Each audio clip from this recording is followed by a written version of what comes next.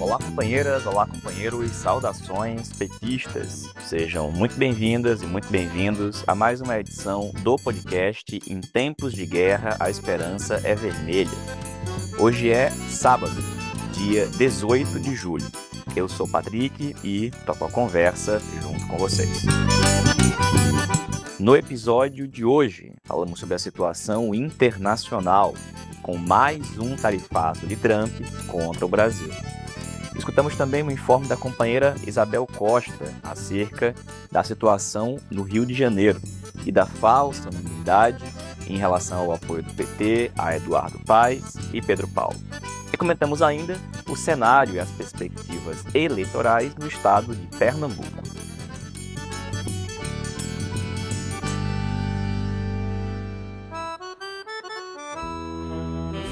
Pessoal, começamos a edição de hoje aqui do podcast, lembrando que nesta segunda-feira, dia 20, tem início o calendário para a realização das convenções partidárias.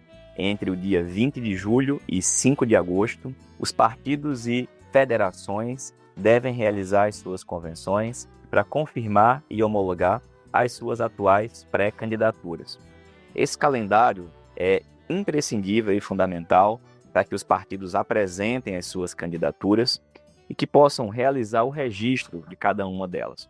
Mas também é um momento para que o conjunto da militância do partido confirme quem são nossos candidatos e pressione, inclusive, aonde for possível pressionar, para que o partido tenha a maior quantidade possível de candidaturas. É nesse momento. Então, as convenções, às vezes, cumprem um papel quase que burocrático, e não deve ser isso que a gente precisa defender.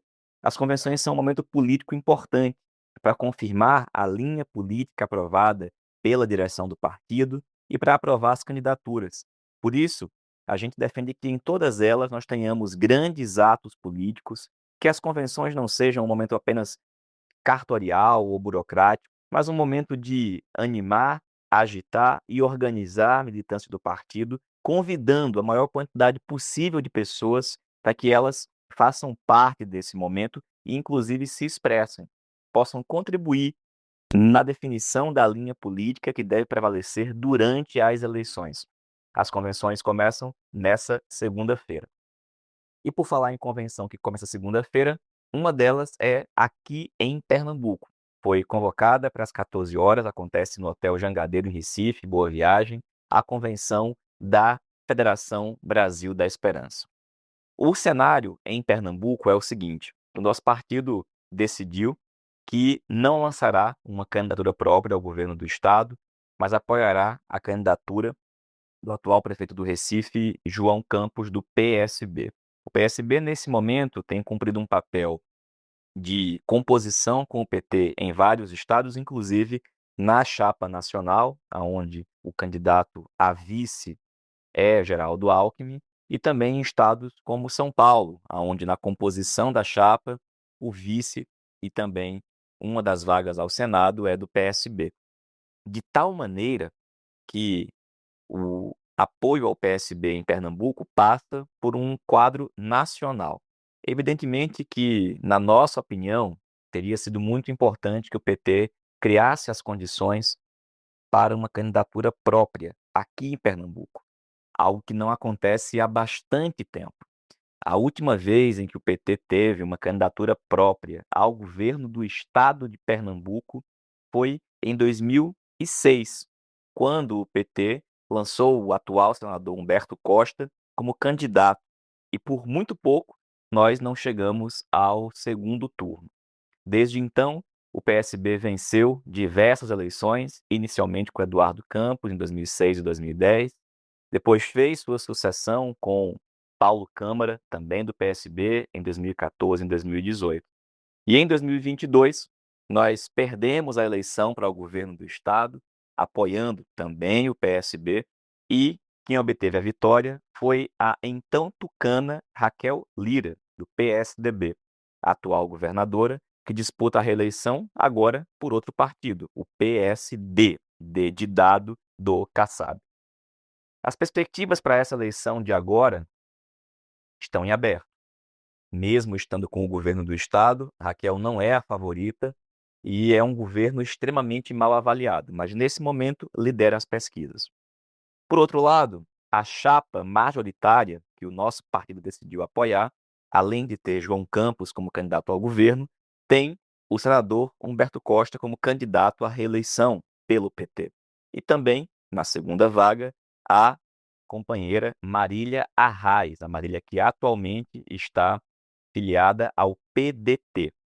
Essa é a nossa chapa majoritária.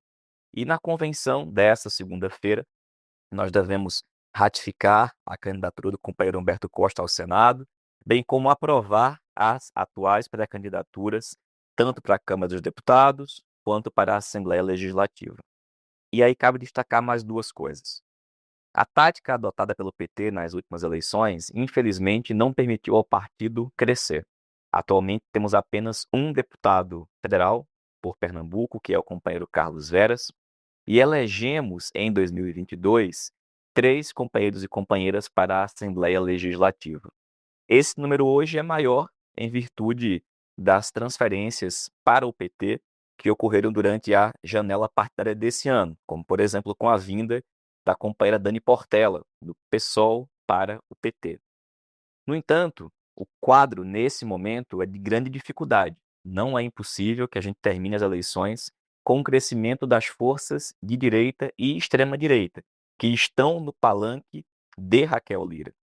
Por exemplo, estão no palanque de Raquel Lira, conhecido por muitos de vocês, Gilson Machado, ex-ministro do governo Bolsonaro, Mendonça Filho, ministro da Educação nos governos de Michel Temer, o casal Clarissa Tércio e Júnior Tércio, a bancada fundamentalista da extrema-direita neopentecostal, representantes delas, bem como as oligarquias mais conhecidas como as da minha cidade, de Petrolina, a família Coelho. Razão pela qual é imprescindível que, nesse momento, a gente consiga impor uma derrota às forças de extrema-direita em âmbito nacional e também aqui em Pernambuco. Isso passa por derrotar o palanque da extrema-direita que hoje está no palanque da atual governadora.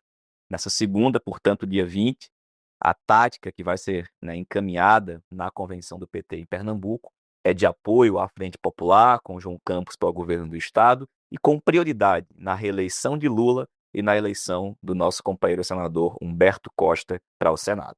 Ao longo dos próximos dias vão ocorrer diversas outras convenções, já estão marcadas também a convenção, por exemplo, para o estado do Rio Grande do Norte, que acontece no dia 25, e a gente vai escutar aqui no podcast diversos informes das convenções e dessas definições, em especial de onde ainda existem questões que estão em aberto. A gente vai trazer aqui, por exemplo, na próxima edição, o desfecho do cenário no estado de Minas Gerais, que até um dia desses parecia que o PT iria compor um palanque muito frágil, ou não teria, inclusive, um bom palanque, e aparentemente uma guinada na linha política caminha para a indicação de uma candidatura petista ao governo do Estado com o companheiro Patrus Ananias. Razão pela qual, essa semana, esses dias em que se inicia o calendário das convenções partidárias é fundamental para que a gente acompanhe, como nós falamos, continuemos pressionando em todos os lugares. E por falar em pressão em todos os lugares, em calendário eleitoral, a gente escuta agora o informe da companheira Isabel Costa. A Isabel é militante do PT no estado do Rio de Janeiro, na cidade do Rio de Janeiro.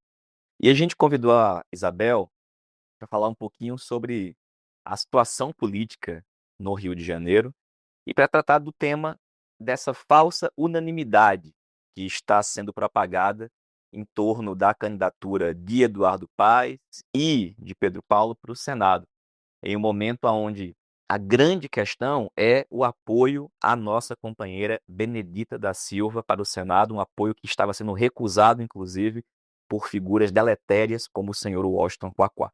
Para falar um pouquinho sobre esse cenário no Rio, a gente escuta agora a companheira Isabel. Eu sou Isabel Costa, dirigente sindical da educação e do PT-RJ. Ao contrário da narrativa da maioria da direção do PT do Estado do Rio de Janeiro, é falsa a unanimidade em torno do apoio a Eduardo Paes, Pedro Paulo e Quaquá, estabelecido na reunião do Diretório Estadual no dia 8 de julho. É claro que a prioridade deste ano é a reeleição do presidente Lula. Essa prioridade ela deve vir seguida de uma campanha antissistema, de uma campanha que possa levar novamente a esperança e reacender o ânimo da nossa população com um programa claro de transformações estruturais. Aqui no Rio de Janeiro, o Diretório Regional, já antes mesmo dessa data do dia 8 de julho, vem estabelecendo uma série de decisões que vão de encontro a essa necessidade urgente. Infelizmente, o dia 8 de julho foi mais um desses momentos. Nós tivemos um encontro com uma série de decisões equivocadas. A primeira delas, a escolha, a aprovação de Quaquá como coordenador da campanha do Estado. Uma coordenação que não agrega todas as visões políticas do Partido dos Trabalhadores, que é muito polêmica pela sua postura de conivência com a extrema-direita, de conivência com uma série de seus aliados, falados por ele mesmo, como Cláudio Castro, como Márcio Canella e tantos outros. Uma coordenação marcado por um dirigente político que tem amplas relações com a extrema-direita. Além disso, a tática eleitoral de apoio à paz ao governo do Estado e a Pedro Paulo como segundo nome para o Senado é um gravíssimo erro político. Afasta o PT dos seus princípios históricos e põe em risco a própria eleição da nossa companheira Benedita da Silva como para uma das duas vagas ao Senado aqui no Rio de Janeiro. Campanha essa que também deve ser a nossa prioridade. Então, nós da articulação de esquerda continuamos afirmando o que já falamos há algum tempo. Eduardo Paes não é aliado do PT e muito menos da democracia e dos direitos dos trabalhadores. Pelo contrário, aplica o neoliberalismo em todos os seus governos. Juntamente com Eduardo Paes, Pedro Paulo. Pedro Paulo é aquele que foi marcado por um histórico de violência contra a mulher, que assumiu a sua vaga como deputado federal para apoiar o golpe contra a nossa presidenta Dilma. E é autor do projeto da reforma administrativa, defende uma política neoliberal que no Rio de Janeiro há muito tempo vem desmontando um Estado e atacando frontalmente os nossos direitos. Bem, o apoio a essa candidatura coloca em risco a história do Partido dos Trabalhadores, a eleição de Benedita ao Senado e o próprio compromisso de um palanque de verdade para o nosso candidato Lula, que, como já vem sendo colocado de forma muito explícita, não terá. Pedro Paulo e Eduardo Paes têm compromisso com as candidaturas da direita, e não é à toa que a vice de Eduardo Paes é da extrema-direita, é da família Reis, que desmonta, que é ligado às piores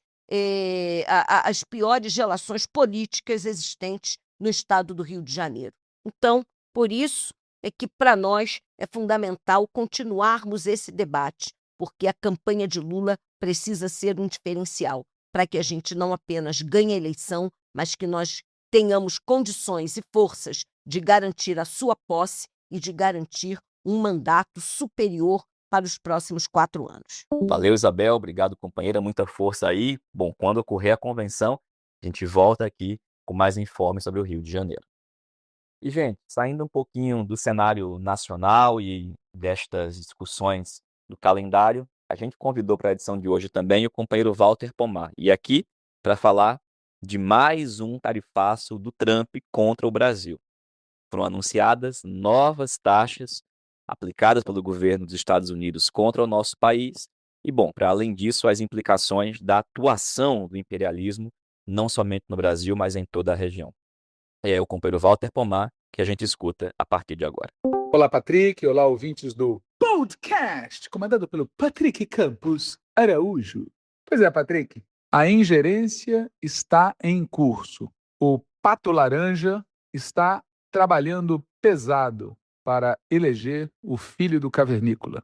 E como uma das medidas, eles deliberaram a aplicação de uma tarifa adicional de 25% sobre os produtos brasileiros. O governo brasileiro, por sua vez, respondeu da seguinte forma: passo a ler a nota à imprensa sobre a imposição de tarifas unilaterais contra o Brasil pelos Estados Unidos.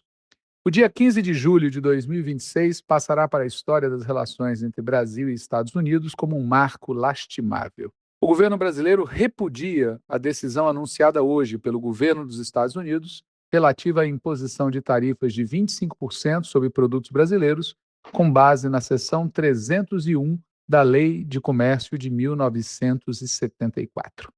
Não há justificativa para medidas unilaterais contra o nosso país. Segundo estatísticas do próprio governo norte-americano, os Estados Unidos acumularam nos últimos 15 anos 424,5 bilhões de dólares em superávit de bens e serviços com o Brasil. Em 2025, 76% das importações originárias dos Estados Unidos entraram no país sem pagar imposto de importação. E a alíquota média efetivamente aplicada sobre produtos norte-americanos foi de apenas 3,1%. O Brasil não reconhece a legitimidade de investigações sem amparo nas regras multilaterais de comércio. Apesar disso, nunca deixamos a mesa de negociação para defender os interesses nacionais. Ao longo do último ano, o governo brasileiro atuou ininterruptamente junto ao escritório do representante comercial dos Estados Unidos pelo encerramento das investigações baseadas na seção 301, apresentando evidências que refutam cada uma das alegações sobre supostas práticas desleais de comércio adotadas pelo Brasil. Demonstramos que são descabidas as alegações contra o PIX e a regulação de plataformas digitais, bem como são absurdas as acusações sobre desmatamento. O PIX é um patrimônio do nosso povo e referência internacional de infraestrutura pública digital. No Brasil, não vamos abdicar de proteger nossas famílias e nossas crianças contra a ganância de um punhado de tecno-oligarcas. A liberdade de expressão não é carta branca para a criminalidade. O mundo inteiro sabe que, a partir de 2023, combatemos de forma incisiva os ilícitos ambientais e reduzimos drasticamente o desmatamento em todos os biomas brasileiros. Nas audiências públicas promovidas pelo USTR, ou seja, Escritório do Representante Comercial dos Estados Unidos, nas audiências públicas promovidas pelo USTR na semana passada, 63 das 78 intervenções feitas por representantes do setor privado brasileiro e norte-americano foram contrárias ao tarifácio. O governo do Brasil seguirá adotando medidas para reduzir os danos causados à economia e à renda dos brasileiros. Continuaremos a diversificar parcerias comerciais e a abrir novos mercados para nossos produtos, como fizemos ao firmar acordos do Mercosul com a União Europeia, a Associação Europeia de Livre Comércio e Singapura. Por meio do Plano Brasil Soberano, manteremos medidas de proteção aos setores afetados por tarifas ilegais e arbitrariamente impostas pelo governo dos Estados Unidos, preservando empregos e a capacidade produtiva nacional. O Brasil iniciará imediatamente os trâmites para acionar os instrumentos previstos na Lei de Reciprocidade, aprovada por unanimidade pelo Congresso Nacional, e retomará o tema no âmbito do Mecanismo de Solução de Controvérsias da OMC, Organização Mundial do Comércio. É triste constatar que o lamentável desfecho das investigações baseadas na seção 301 faz parte do enredo construído com a ativa colaboração da família Bolsonaro. São falsos patriotas que arquitetaram e defenderam publicamente ações contra o nosso país, movidos por objetivos eleitoreiros. Não se pode amar o Brasil apenas quando vencemos eleições. Proteger a nossa soberania é uma obrigação que está acima de todos os partidos e todas as tendências. O governo brasileiro não vacilará em seu dever de preservá-la. Secretaria de Comunicação Social da Presidência da República. Como se vê, desta vez, o governo falou, se não tudo, quase tudo. Lembrando que as tarifas foram impostas oficialmente no dia 15 de julho. Estou gravando esse áudio no dia 17 de julho. Pois bem, no dia 16 de julho, Um dia depois da imposição das tarifas, o secretário de Estado Marco Rubio comandou uma reunião de alto nível, supostamente com a presença de pessoas de 66 países do mundo afora, para discutir o ressurgimento global do terrorismo político. O que eles querem dizer com isso? Segundo eles, é preciso atacar a violência da esquerda radical. Portanto, o governo dos Estados Unidos decidiu dar um passo além. Eles decidiram de criar uma operação chefiada por eles para combater o que eles consideram a violência extremista da esquerda política. Enfim, o fato é que nós estamos diante de uma guerra, tempos de guerra, pessoal. E é preciso que todo mundo tenha isso muito posto na sua cabeça, que o nosso combate é contra a extrema-direita aqui e contra o governo dos Estados Unidos. Disso se trata. Portanto, aquela turma que gosta de cantar o hino brasileiro, lembre-se que lá está dito que ou ficar a pátria livre ou morrer pelo Brasil. É nesse tempo que nos foi dado viver. Vamos à luta, pessoal. Um abraço. Valeu, Walter. Obrigado, companheiro. E, pessoal, essa foi mais uma edição do podcast Em Tempos de Guerra, a Esperança Vermelha. A gente se reencontra aqui na próxima semana com mais informações e mais discussões. A gente se reencontra muito em breve. Saudações petistas e até mais.